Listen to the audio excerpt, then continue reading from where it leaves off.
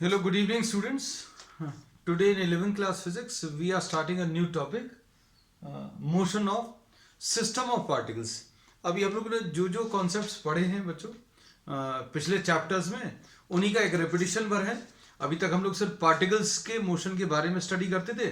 Now we will be studying about what motion of system of particles. In the previous classes we have studied about centre of mass. हम लोगों ने ये बता दिया था पिछले टॉपिक्स में, सेंटर ऑफ मास बहुत डिटेल में डिस्कस किया और उसमें ये बताया कि for a system of particles centre of mass is a point where the entire mass can be assume to be concentrated, है ना. अभी हम लोग कहते हैं अगर आपके पास बहुत सारे पार्टिकल्स हैं जिनका मास m1 m2 m3 and so on, ऐसा कुछ है, and its position vector, suppose इसका जो पोजीशन वेक्टर है this is given by r1 m1 mass का with respect to this origin, suppose this is the origin, and m2 का position vector बच्चों r2 है, m3 का ये r3 है और m4 का r4 है.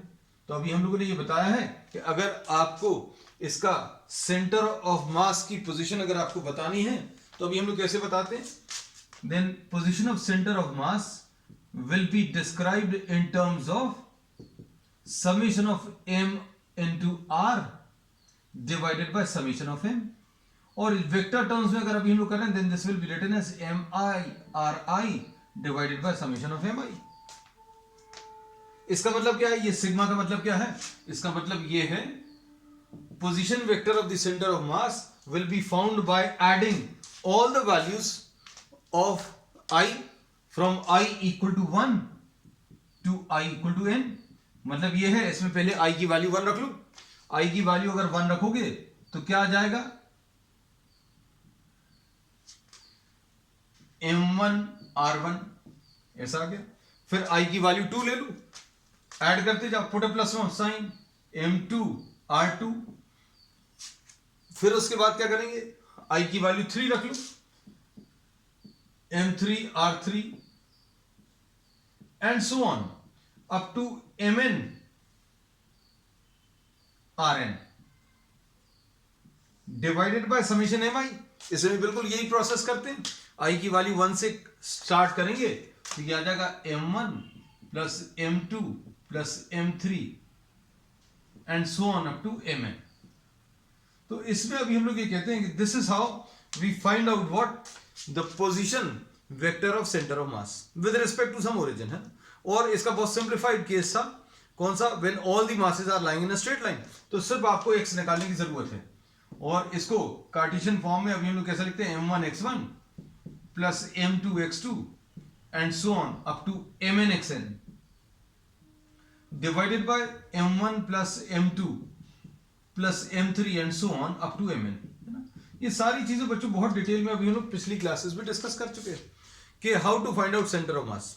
तो सेंटर ऑफ मास क्या है वो अभी हमने ब्रीफ में आज रिवाइज करा दिया. Centre of mass is a point where the entire mass can be assumed to be concentrated.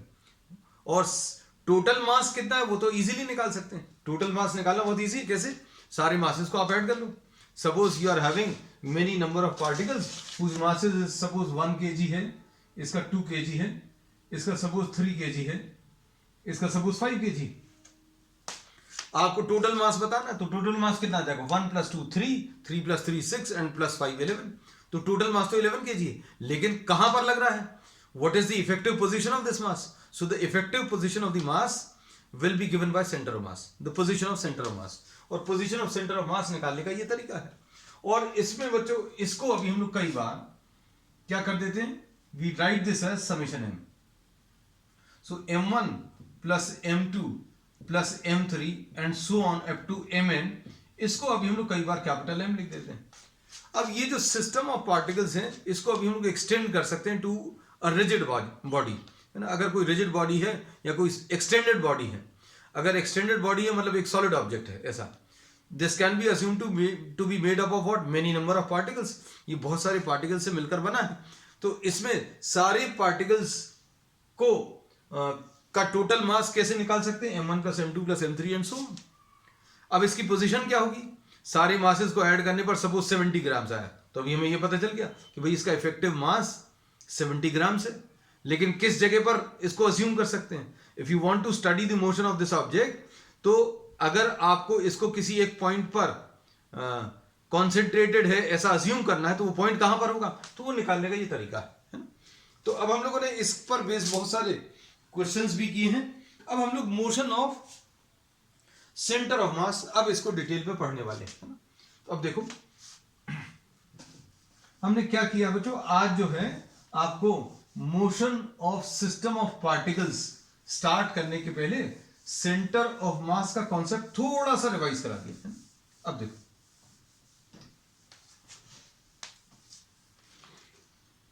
now suppose we are having a system of particles of masses m1 m2 m3 and so on.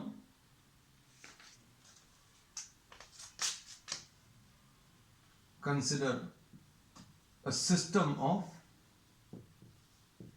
n particles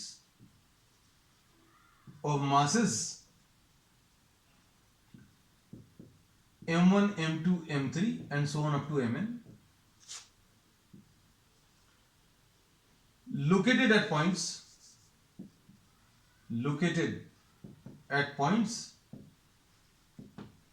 whose position vectors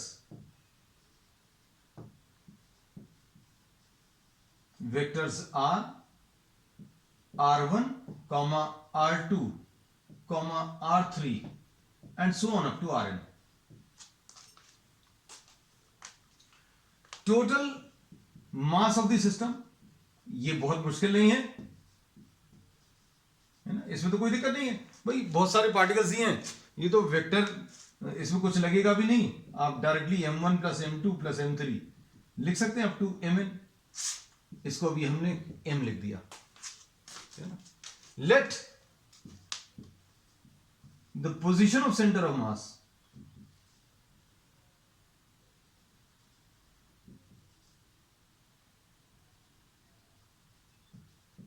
is given by the position vector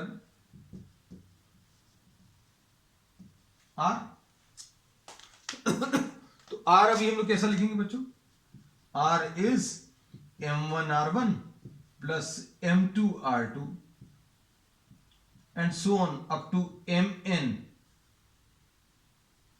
rn divided by m1 plus m2 plus m3 and so on up to mn। ऐसा लिख सकते हैं, बहुत simple है। अब इसके बाद क्या करेंगे, इसमें अभी हम लोग इसको समेशन ऑफ एम आर लिख दे रहे हैं, m1 r1 plus m2 r2 and so on up to mn rn divided by m। m is what, the total mass of the system, है ना। अब देखना, अब हम लोग इसमें ऐसा लिख सकते हैं m into r, ये स्केलर मल्टीपल तो कर सकते हैं, this can be multiplied here, ये आ जाएगा m1 r1 plus m2 r2 and so on up to mn rn, ऐसा कुछ आएगा। अब क्या कर सकते हैं, अब हम लोगों ने सिर्फ एक चेंज भर किया है, m को अभी हम लोगों ने यहां पर ट्रांसफर कर दिया। अब बहुत सारी चीजें बच्चों सिंप्लीफाई हो जाती हैं, किससे, मैथमेटिक्स से, है ना।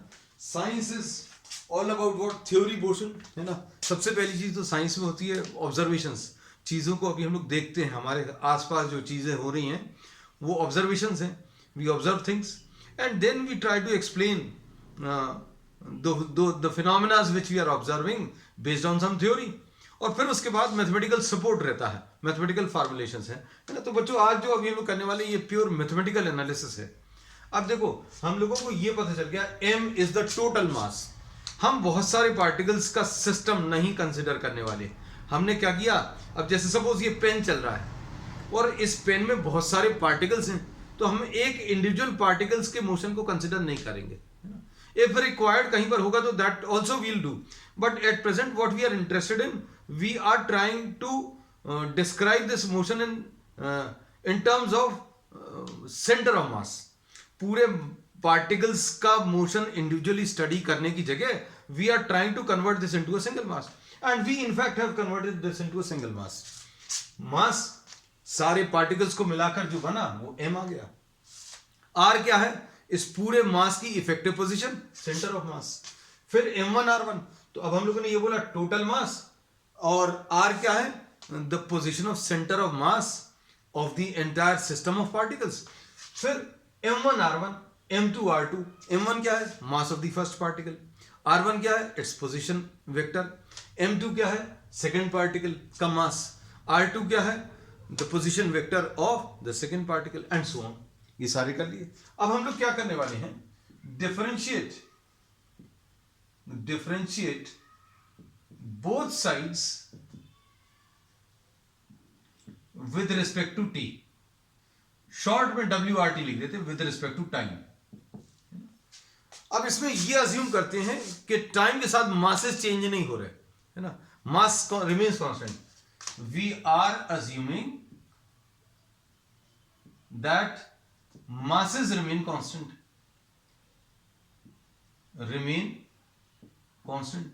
तो बच्चों इसमें कोई भी ऐसा assumption तो अपन ने लिया नहीं कि masses जो है वो इसके चेंज होने वाले, ऐसा कहीं पर भी अभी हम लोग को ऐसा नहीं दिख रहा. Suppose if you are trying to consider the motion of this pen, then this pen can be assume to be made up of n number of particles. बहुत सारे पार्टिकल से मिलकर बना, ऐसा मान सकते हैं, और उनके masses चेंज नहीं होंगे टाइम के साथ.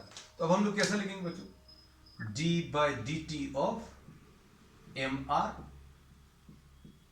is equal to d by dt of m1 r1 plus d by dt of m2 r2 and so on up to d by dt of mn rn. ऐसा लिख सकते हैं.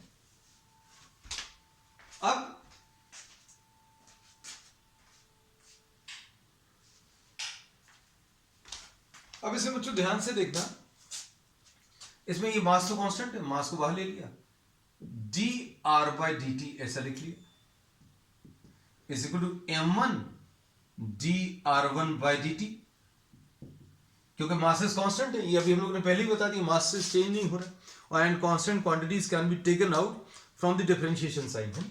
और इधर क्या आ जाएगा बच्चों? m2 common, d by dt of what? r2 and so on. mn इसमें से बाहर आ गया, drn by dt. This is what you get. अब इसके बाद इसको क्या लिख सकते हैं? dr by dt. As we know this is what? The change in position vector with respect to time. तो ये क्या आ जाएगा बच्चों? ये आ जाएगा वेलोसिटी, और ये क्या आ जाएगा? m1. ये आ जाएगा v1 plus m2 v2 plus so on mn, और ये rn, सॉरी ये vn आ जाएगा. drn by dt nth particle का जो पोजीशन वेक्टर है, change in position vector with respect to time, ये क्या दे देगा? वेलोसिटी दे देगा. तो अब इसमें देखो v1 क्या चीज है बच्चों? v1 is the velocity of the first particle. v1 is the velocity of the first particle.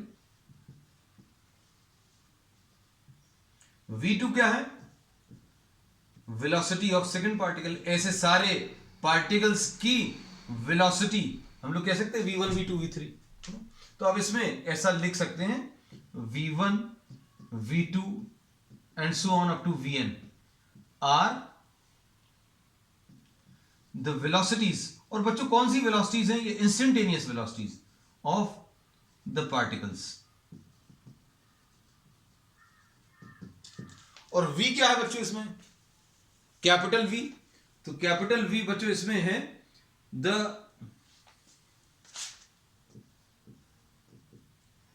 is the velocity of the center of mass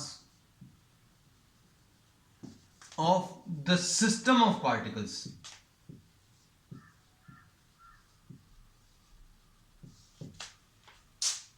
तो इसका सिग्निफिकेंस क्या है?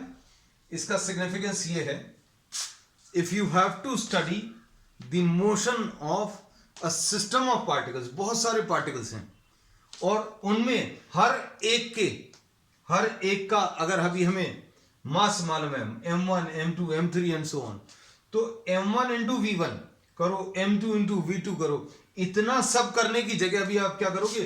टोटल मास ले लो, सारे पार्टिकल्स के मासेस को ऐड करके आप टोटल मास निकाल लो। टोटल मास कहां पर है बच्चों? ये अभी हम लोगों ने इसको इधर कहीं पर लिख देना, m1 plus m2 plus m3 and so on up to mn, इसको अभी हम लोगों ने कैपिटल M लिख दिया। तो अभी आप क्या करोगे? m1 v1 m2 v2 and so on, ये सब निकालने की जगह अभी आप क्या करोगे? आप m into v, total mass into velocity of centre of mass, ये निकाल लो। So this is how we will be describing the motion of system of particles, है ना। अब इसके बाद देखो आगे और आगे चलते हैं। इसमें बच्चों ये वाला पार्ट अभी हम रब कर दे रहे हैं, you can just take a quick screenshot, है ना, जल्दी से नोट कर लीजिए।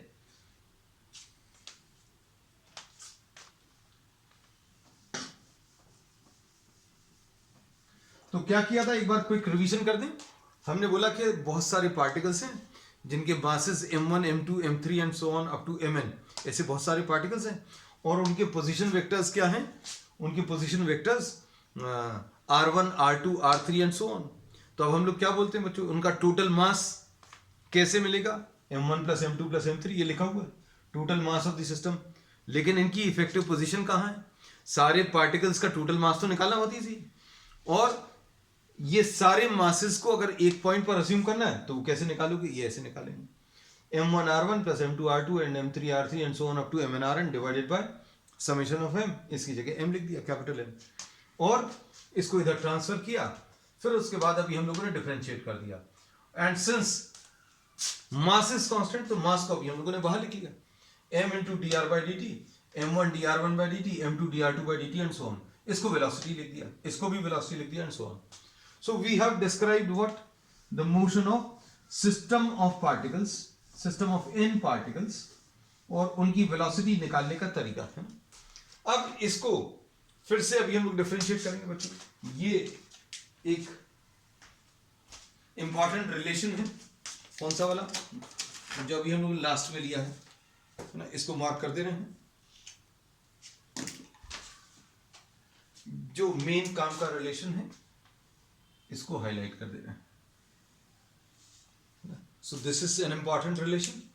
अब क्या करेंगे देखो, m into v will be equal to m1 r1 plus m2 r2, I am sorry r1 ही निकल रहा है, v1 m2 v2 mn vn, ऐसा कुछ। इस रिलेशन को कॉपी कर लिया, differentiating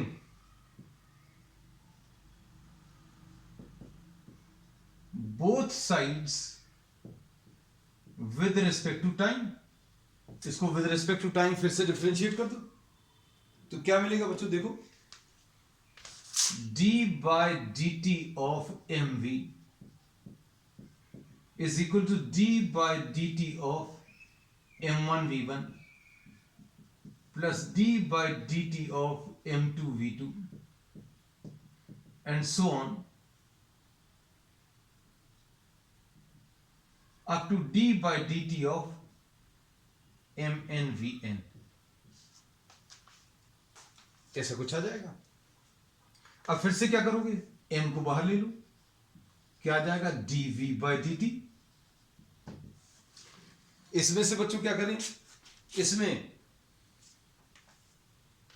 m1 को बाहर ले लो, तो इधर क्या आ जाएगा?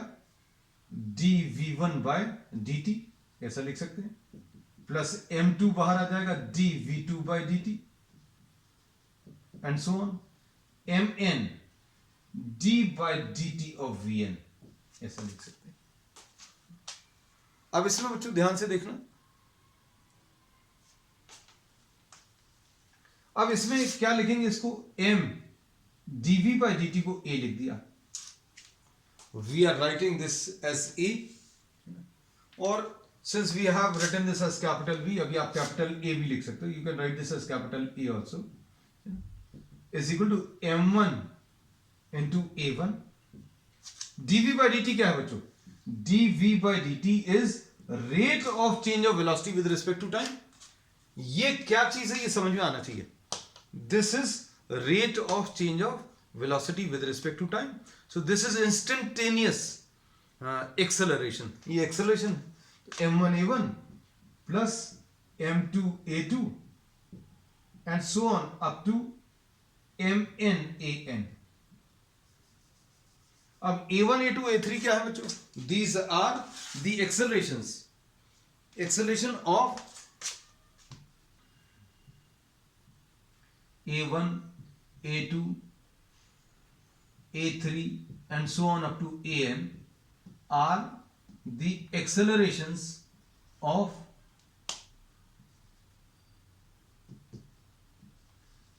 all the particles. और ये कौन सा वाला एक्सेलरेशन है बच्चों? ये इंस्टेंटेनियस एक्सेलरेशन है ना. ठीक, अब इसमें a क्या है?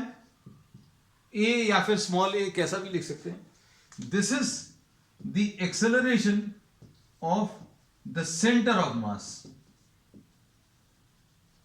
This is what the acceleration of centre of मास. अब देखो बच्चों, इसको ध्यान से,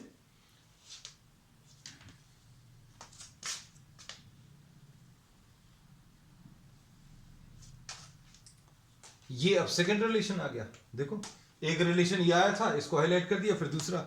what we are trying to do, we are trying to describe the motion of system of particles with the help of what, centre of mass concept है ना. तो अब हम लोग क्या बोलेंगे, आप पहला पार्टिकल लो, इसका, उसका एक्सेलरेशन नोट करो, मल्टीप्लाई करो, फिर दूसरा लो, दूसरे का मास, फिर उसका एक्सेलरेशन, फिर इन सब का वेक्टर सम निकालो.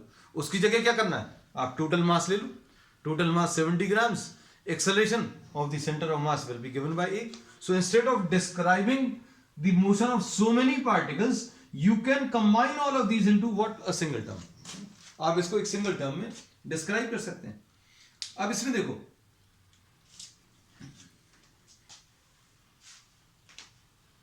अब ये सब कुछ बच्चों अभी रब करते रहे, ये वाला पार्ट नोट करते जाना.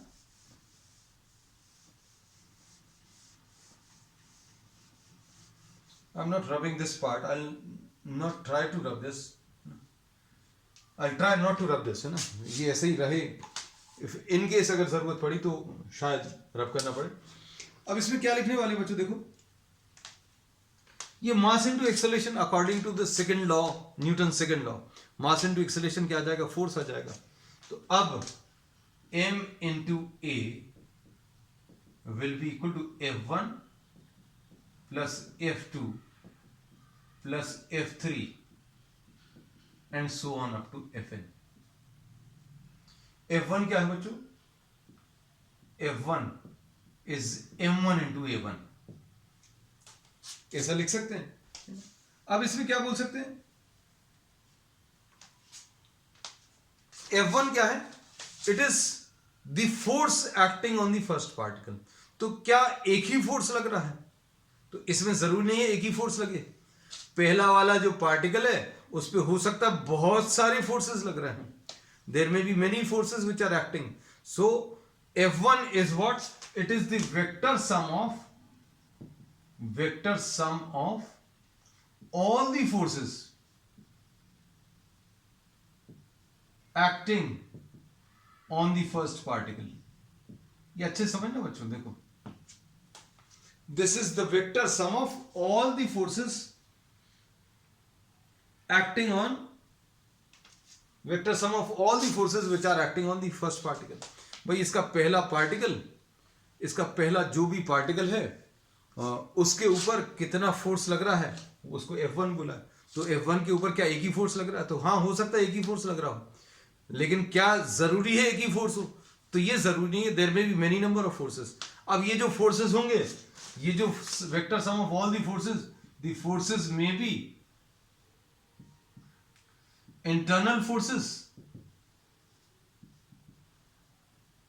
forces और these may be external forces, है ना. तो अभी हम लोग क्या करते हैं बच्चों, इनको अभी हम लोग कंसिडर नहीं करते। इंटरनल फोर्सेस अगर लग रहे हैं, इंटरनल फोर्सेस का मतलब समझते हैं, जैसे सपोज फॉर एग्जांपल ये सिस्टम पर फोर्सेस लग रहे हैं। कौन सी फोर्सेस लग रहे हैं? पेन जो है हाथ को प्रेस कर रहा है नीचे की तरफ, और the hand in turn is providing a support in upward direction. भाई पेन जो है नीचे की तरफ फोर्स लगा रहा है, लेकिन ये पेन नीचे नहीं गिर रहा। क्यों? The hand has supported this pain in upward direction. तो इसमें दो फोर्सेस लग रहे हैं, despite of the fact that this is at rest. ये बच्चों रेस्ट पर है, ये रेस्ट पर है, तो भी अभी हम लोग बोलेंगे इसमें दो फोर्सेस हैं, है ना, और ये इंटरनल फोर्सेस हैं। तो internal forces always add up to give a zero, है ना। हमेशा एक्शन रिएक्शन पेयर रहेगा, तो दीज विल बी, अगर सिस्टम आप पूरा कंसिडर कर रहे हो तो these will always add up to give you what? Zero. तो ये internal forces present in pair, action reaction pair, action reaction pair, therefore add up to give zero।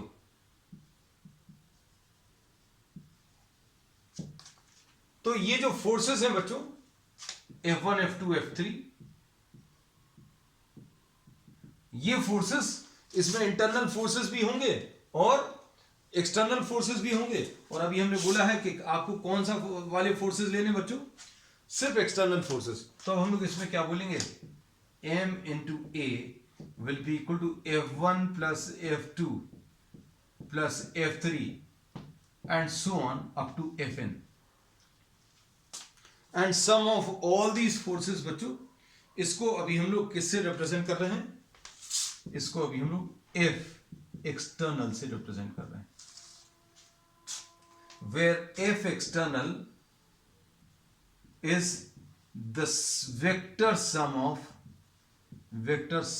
of all the forces acting on क्या? The system of particles।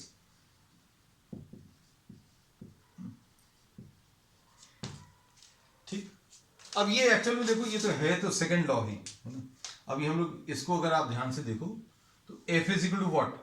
Total external force acting on the system of particles. आपने इसमें जैसे इसका motion consider कर रहे हो, है ना, इसमें बहुत सारे पार्टिकल्स हैं। अब एक पार्टिकल लिया, उसके ऊपर भी बहुत सारी फोर्सेस हैं, इंटरनल फोर्सेस भी हैं, एक्सटर्नल फोर्सेस भी हैं, लेकिन इंटरनल फोर्सेस नहीं कंसिडर करना। क्यों इंटरनल फोर्सेस क्यों नहीं कंसिडर करना? क्योंकि these will always be present in pair. तो पूरे सिस्टम में इंटरनल फोर्सेस का एडिशन बच्चों हमेशा जीरो आने वाला है। तो इसके ऊपर फोर्स निकाल लो, इसके ऊपर जितने भी पार्टिकल्स हैं सारे पार्टिकल्स के ऊपर फोर्सेस निकाल लो, सबको ऐड कर लो। और सबको ऐड करने की जगह वेक्टोरियली ऐड करने की जगह अभी हम लोग क्या करेंगे? मास ले लो, और मास को अभी आप किससे? Acceleration of the system of particles, acceleration of the system of centre of मास से मल्टीप्लाई कर दो, तो आपको क्या मिल जाएगा बच्चों? ये रिलेशन आ गया। ये एक्चुअली क्या है? This is the mathematical expression for the Newton's second law for a system of particles. हम लोग force is equal to mass into acceleration बोलते थे, अब यहां पर क्या आ जाएगा? F external is equal to mass of the system of particles into acceleration of the centre of mass of the system of particles, है ना। तो ये तीन रिलेशंस आ गए, एक ये वाला, एक ये वाला और एक ये वाला, है ना। तो ये बच्चों हमारे काम के हैं, ठीक है। अब हम लोगों को मोशन अगर स्टडी करना है तो अब हम लोग मोशन, सारे पार्टिकल्स का मोशन इंडिविजुअली स्टडी करने की जगह अब हम लोग क्या करने वाले हैं बच्चों? हम लोग सेंटर ऑफ मास का कॉन्सेप्ट लेकर आए हैं और सेंटर ऑफ मास का मोशन अब हम लोग स्टडी करेंगे, and these are the equations involve. चलो अब नेक्स्ट कॉन्सेप्ट अभी हम लोग ले रहे हैं लीनियर मोमेंटम। तो अभी ऐसा लगेगा ये रोटेशनल मोशन पढ़ रहे थे, अचानक से ये क्या हो गया, है ना। तो बच्चों रोटेशनल मोशन यहीं से स्टार्ट होगा बच्चों, motion of system of particles, है ना। अब इसमें नेक्स्ट है linear momentum of system of particles. अब इसमें क्या पढ़ने वाले बच्चों, अभी हम लोगों ने एक पार्टिकल का linear momentum of a particle of mass m moving with velocity v is, ऐसा कह सकते हैं, ये तो अभी हम लोगों ने बताया था that momentum will be equal to what, mass into velocity, है ना। अब इसके बाद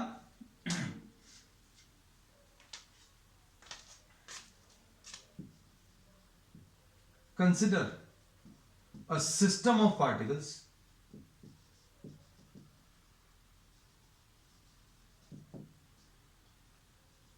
made up of n particles of masses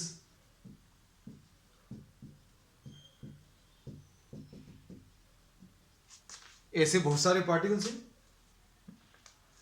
moving with velocities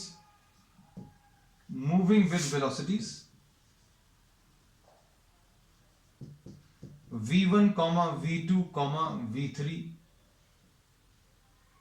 and so on up to vn। तो बहुत सारे पार्टिकल्स हैं और सारे पार्टिकल्स की बच्चों आपको वेलोसिटी दी है। अब linear momentum of the first particle p1 will be equal to m1 v1, this is linear momentum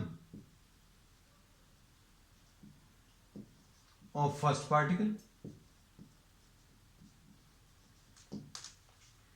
ऐसे ही p2 निकाल लो। अब हम लोग इसमें नहीं लिखेंगे m2 v2, this is linear momentum of the second particle। अब ये बच्चों रब कर दे रहे हैं ये वाला part. So linear momentum of the system of particles will be found by vectorially adding the momentum of all the particles, है ना। हम लोगों ने बोला अगर आपको सिस्टम ऑफ n पार्टिकल्स का टोटल मोमेंटम बताना है तो एक एक का मोमेंटम निकाल लो। एक का मोमेंटम ये है, दूसरे का ये है, ऐसे जितने भी पार्टिकल्स हैं सभी का आप मोमेंटम कैलकुलेट कर दो। तो हम लोग क्या बोलेंगे बच्चों इसमें, linear momentum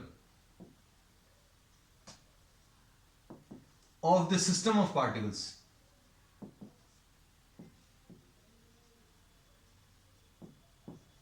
P will be equal to, कैसे मिलेगा, आप सारे मोमेंटम्स को ऐड कर लो।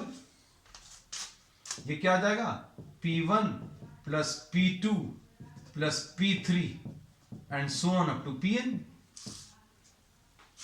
P1 कितना है बच्चों, P1 देखो बहुत सिंपल है कॉन्सेप्ट, बहुत ज्यादा मुश्किल नहीं है। m1 v1 plus m2 v2 and so on up to mn vn, ये आ गया। और क्या ये टर्म देखा हुआ लग रहा है, तो हमें तो देखा हुआ लग रहा है। कैसे, आपको आज जिस टॉपिक से अभी हम लोगों ने स्टार्ट किया था वो क्या था बच्चों, m into r is equal to m1 r1 plus m2 r2 and so on up to mn rn। इससे स्टार्ट किया था देखो, फिर इसको डिफरेंशिएट किया था। डिफरेंशिएट करने पर क्या आया था, m into v is equal to m1 v1 plus m2 v2 and so on up to mn vn, ऐसा कुछ आ जाएगा। अब देखो ये रिलेशन को इस रिलेशन के साथ कंपेयर करो, तो अब हम लोग क्या बोलेंगे बच्चों, m1 v1 plus m2 v2 and so on. तो अब इससे क्या मिलेगा, इससे क्या बोलेंगे, इससे अभी हम लोग ये बोलेंगे linear momentum of the system of particles p will be equal to m into v। अब इसमें क्या है, this is the linear momentum of the system of particles. अब बच्चों इसमें कहीं पर पार्टिकल्स दिख रहे हैं क्या, कहीं नहीं दिख रहा है। इसमें क्या दिख रहा है? कैपिटल एम दिख रहा है। कैपिटल एम क्या है? कैपिटल एम दिख रहा है m1 plus m2 and so on, ऐसे ही बताया था। v क्या है? v is the velocity of centre of mass, short में लिखते रहे बच्चों। तो हम लोग क्या बोलते हैं, अब linear momentum of system of particles करने के लिए ये सब नहीं करेंगे, इतनी मेहनत। हम लोग क्या करने वाले हैं, टोटल मास को किससे मल्टीप्लाई करोगे? वेलोसिटी से। तो कौन सी वाली वेलोसिटी से मल्टीप्लाई करेंगे बच्चों? Velocity of the centre of mass, है ना। अब इसके बाद एक और रिलेशन और ले रहे हैं बच्चों।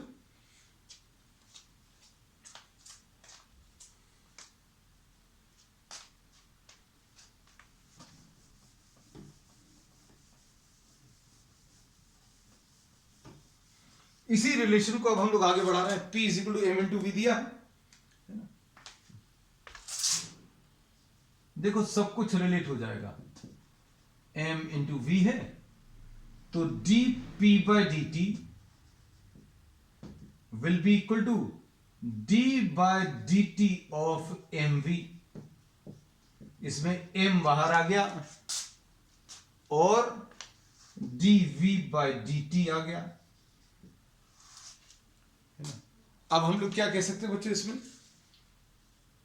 इसको dv बाई डी टी को हम लोग क्या लिख सकते हैं, ये भी आज पढ़ा है अभी हम लोगों ने, कैपिटल ए, और m इंटू ए को क्या बोलेंगे बच्चों, f एक्सटर्नल, ये भी आज ही पढ़ा है। तो ये सारे रिलेशंस जो भी आज अभी हम लोगों ने पढ़े वो लास्ट में जाकर बच्चों देखो कंबाइन हो रहे हैं, है ना। तो dp बाई डी टी, तो बच्चों ये भी अभी अगर आप देखो तो ये कुछ नया नहीं दिख रहा, there is nothing new in this relation, but what is happening, this is now being extended from single particle to system of particles. अब इसमें dp बाई dt अगर बोल रहे हैं तो ध्यान से समझने वाली बात ये है, ये p क्या है, एक पार्टिकल का मोमेंटम नहीं है, it is the momentum of system of particles. यहां पर m क्या है, मास ऑफ द पार्टिकल नहीं है, ये है mass, total mass of the system of particles. A क्या है, एक्सेलरेशन ऑफ सिंगल पार्टिकल नहीं है, it is the acceleration of centre of mass, है ना। और F external is what, the total forces, the vector sum of all the forces acting on the system of particles, है ना। तो बच्चों अब क्या कह सकते हैं, अब इसके बाद ये देखो पूरी जो अभी हम लोगों ने थ्योरी पढ़ी हुई थी वो सारी न्यूटन्स लॉ वाली फिर से ऐसा लग रहा है रिवाइज हो रही है, रिविजिट हो रही है। एफ एक्सटर्नल बच्चों अगर जीरो आ जाएगा तो क्या आएगा, तो D P by D T zero आ जाएगा।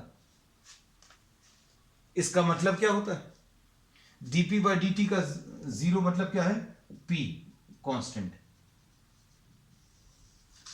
ये क्या है, ये law of conservation of momentum है। लेकिन अब ये law of conservation of momentum किसके लिए, एक पार्टिकल का नहीं है या दो पार्टिकल्स का नहीं, this is for a system of particles. तो क्या बोलेंगे, if the total external force acting on the system of particles is zero, then momentum of the system of particle remains constant. तो बच्चों ये जितनी भी सारी चीजें पढ़ी हैं आज अभी हम लोगों ने, we have extended the entire theory from one particle to what system of particles, है ना। चलो बच्चों अब आज के लिए इतना ही, we will continue with the remaining topics on the next one. That's all for today.